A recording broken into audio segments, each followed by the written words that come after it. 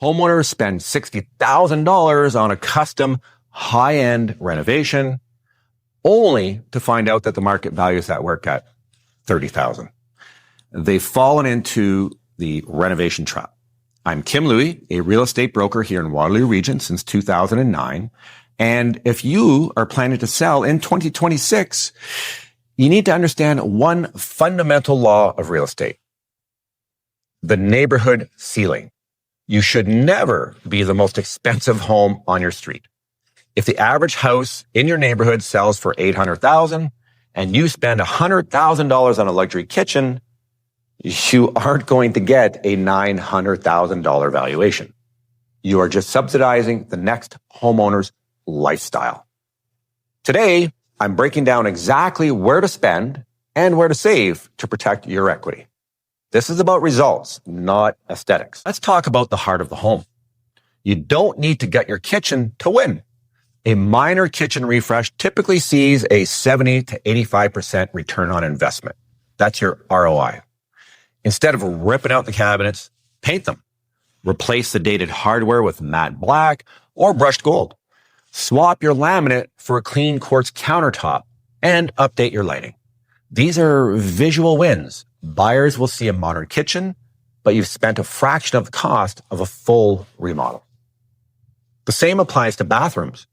In 2026, a walk-in shower beats a tub every single time for a primary ensuite.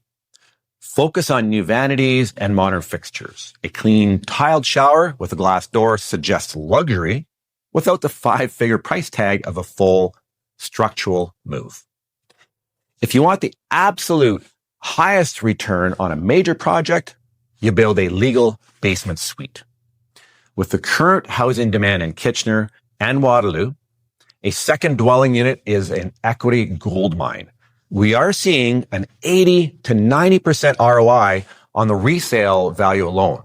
And then when you factor in the rental income, the payback period is usually from 4 to 7 years. But, and this is key, it has to be legal. That means a separate entrance, proper egress windows, and fire separation.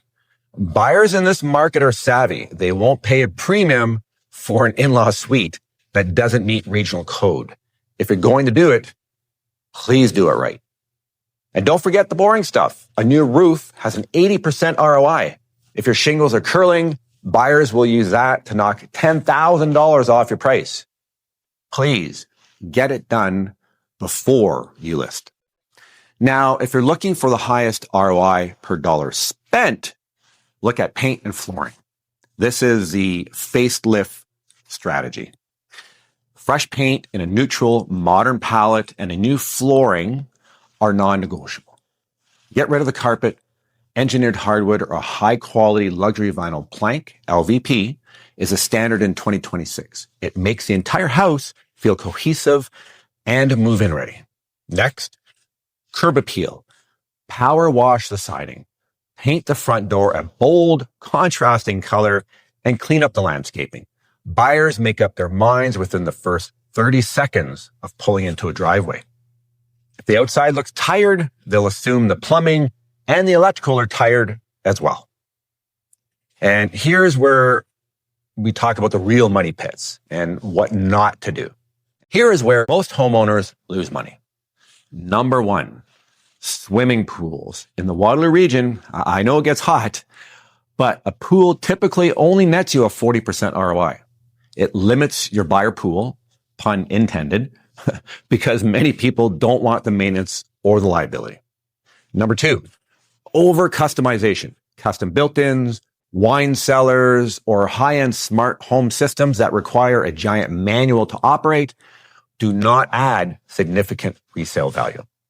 And finally, never, ever do a luxury kitchen renovation right before selling. If you aren't going to live in it for a few years and enjoy it, don't pay for it. The goal of a pre-sale renovation is to remove friction for the buyers, not to build your dream home on their dime. My framework is simple. Spend where the buyers see value, kitchen surfaces, flooring, and curb appeal. Save where they don't. behind the walls, or in ultra luxury finishes that exceed your neighborhood's ceiling.